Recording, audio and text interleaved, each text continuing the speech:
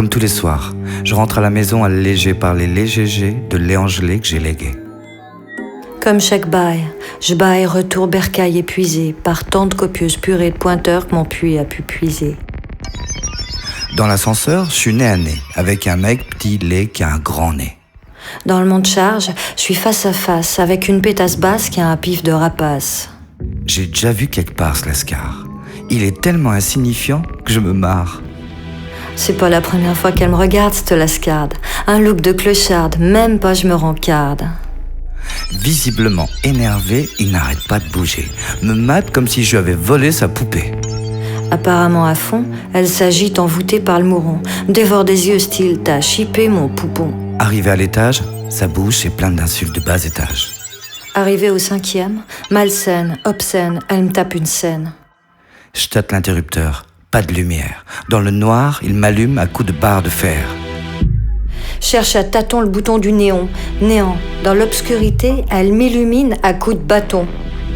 Que faire avec une guibole molle hors service quand il s'enfuit par l'escalier de service? Ça sent pas bon, avec une quille en vrille qui s'affaisse, pendant qu'à toute vitesse, elle dévale les marches, dégage ses fesses. Cherche mes clés. La porte est ouverte. J'entre. Un homme fait des découvertes, la bouche ouverte. Je trouve plus mon passe, mais ma lourde n'est plus gérante. Je passe le pas. Une femme détecte lecture d'amante, mâchoire béante. Les lettres de son épouse lui filent le blues. Les mots doux de son Rambo la saoulent, lui collent les boules. Il n'a pas l'air de lire du Baudelaire, et je n'aurais pas l'air beau, car les mots de Valère partent en lambeaux. Galère. Elle s'avère loin de déguster du Rimbaud, et j'aurais sous peu de bourrin truffé de bobos, car la vie de Valère perd de la valeur, part en copeaux. Nerf de bœuf à la main, c'est pas de la poésie. Il prend les nerfs. Ma poésie lacérée quand je lui dis que j'ai appelé le 17 qu'il frappe aussi fort que s'ils étaient 7.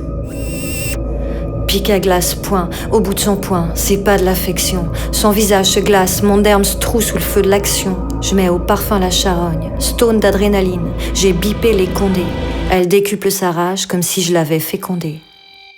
Il trace, sans claquer la porte, pendant qu'un autre colporte. Sa haine et prend sa place. Je lève la tête, me rappelle de sa face. La fois où j'ai dû sauter par le balcon, alors que j'étais en train de sauter Manon. Elle s'arrache, abandonnant l'entrée au courant d'air. Une autre furie amère aux mêmes thèses adhère. Je relève mon front, me remémore tous les affronts. Le jour où il fallut sauver par un vasistas, car je butinais le dard de Stanislas. Je connais pas ses sources. Mais il m'a retrouvé, bien que j'ai déménagé et que je me démène âgé de 102 ans au moins, tout ça en moins d'une heure. Je suis devenu son débiteur, mais la seule chose que je débite pour l'heure, c'est du sang et de la peur. J'ignore sa technique, mais elle m'a rattrapé, bien que je me sois cassé de son quartier et que je me traîne fracassée telle une épave. En peu de temps, je me suis mue en larve esclave, mais l'unique truc que pour l'instant j'entrave, c'est la trouille de la lave écarlate que je bave. Même méconnaissable, il m'a reconnu, sort son revolver, pointe sa revolver mon bras et tire comme j'avais tiré 100 fois ni loi sa meuf, jurle, souffle comme un bœuf. Même morte vivante, elle en veut à ma vie, vante la fin de mérite, sort sa lame de service, vise vers mon pubis et décharge son âme de ses vices comme j'avais à X reprises déchargé l'arme X de son métèque. J'ai le pouls sec, crie, maudit son mec. Un deuxième carton pour ma jambe, il m'enjambe. Me parle à l'oreille. Je t'achève pas, je veux que tu souffres autant que j'ai souffert d'avoir porté les cornes. Ça sent le soufre, le dernier souffle. Il fuit heureux, me laissant peureux de mourir seul comme un chien galeux. Une seconde gâterie pour un de mes seins. Elle crache son venin, vocifère à mes tympans. J'aimerais trop que tu pleures, autant que j'ai pleuré d'être couronnée de bois. Ça pue la peur, l'ultime sursaut. Elle fut radieuse, me sachant piteuse, mourante seule comme une chienne lépreuse. Je suis dans le coma. J'ai tellement mal, je sens plus rien. Ma sève erre sévère sur le parquet. Je peux pas téléphoner. J'aimerais fumer ma dernière clope, mais je trouve pas le paquet d'énergie qu'il faut pour sortir une cigarette et l'allumer. Normal. Mon âme va bientôt se consumer. Je suis dans le couloir de la mort, douleur horrible. Je sens plus mon corps. Mon hémoglobine sur le sol se débine. Impossible de passer un coup de fil. J'adorerais m'enfiler ma dernière bibine, mais je trouve pas la combine adéquate pour me servir une mort subite sublime. Normal, vu la gueule de ma trombine. Je sens une présence. C'est bon, lâchez-moi, je vais crever. Laissez-moi pour la dernière fois rêver. Je perçois du bruit. Ça va, crevez-moi, je vais lâcher. Songez à moi pour la der des der, faut me laisser.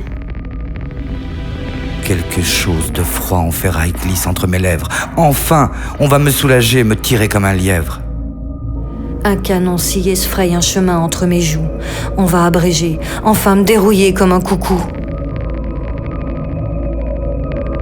Je distingue péniblement le bruit de la gâchette qui s'arme. Je suis prêt à changer de monde, mes larmes se retirent. C'est immonde. Mes larmes ne changeront rien car le James Bond se casse en silence, sans abréger la douleur intense. Après l'espoir vient la souffrance. Il va falloir attendre pour quitter ce petit bout de France. J'entends très loin le son du cran de sécurité qui saute. Je suis paré pour bifurquer, mais mon hôte se désiste. C'est injuste, ça m'attriste, c'est rustre. Rien n'y fait, car Calamity Jane se tire sans fanfare, sans soulager mes maux, tel le pire des salopards. Espérance trucidée rallonge le cauchemar. Je vais devoir patienter pour m'éclipser de cette sale histoire. Toute ma vie défile, et surtout ces femmes, dont les maris infâmes m'ont réclamé aujourd'hui la dette que je viens d'acquitter. Plus de prise de tête parce qu'elles sont prêtes à quitter leur lascar pour une histoire de kékette, je lâche l'affaire ce soir. Toutes mes images d'archives s'esquivent, et surtout ces hommes dont les matrones ont récupéré la dot que j'avais cru bon de partager avec leurs potes. Plus d'excuses à donner parce qu'ils ont décidé de plus être abonnés à leur bobonne par mésentente sexuelle. Je classe le dossier adultère qui écartèle. Je suis en quitte et ne regrette aucune facette de mes facéties, car le bon temps passé si souvent dans un lit avec Manon, Lily, Valère ou Élodie joue toujours la même mélodie. Épars, pillé, je fais pitié comme un mort qu'on vient de décapiter. Fini le pied éparpillé, l'écart avec les filles dans leur coupe piétinée. Telle une jouvencelle qui excelle sans regret des cartels, j'arbore les adorables parties de jambes en l'air avec Stanislas, Valère, Marco ou Enrico qui faisaient toujours dans mon cerveau cocorico illico. Les meufs de mes drôles d'oiseaux dans leur nid douillet n'arrivaient pas à les faire gazouiller. C'est la fin de Lulu, panard garanti des va-nu-pieds sans souliers à leur taille, désormais mutilés, souillés. Je fais peine, comme une coupable qu'on peut plus désigner et dont les méfaits étaient toujours signés. Maintenant que je suis là-haut, même si je sais que c'est pas beau, je fais cocu les veufs qui ont tué leur meuf. Maintenant que je suis là-haut, même si je sais que c'est pas beau, je cocufie les fifis qui ont confié leur mari pour qu'on me les confie au paradis. Mais je ferai pas le beau, je ferai pas le cabot, car si Saint-Pierre prend les nerfs, je vais en enfer. Mais je ferai pas la belle, la mère maquerelle, car si Sainte Pierrette prend les nerfs, je termine aux oubliettes, en enfer. Dorénavant, on ne pourra plus faire les coucous, des coups de Trafalgar. D'ores et déjà, faites-nous coucou si vous croisez le cimetière par hasard.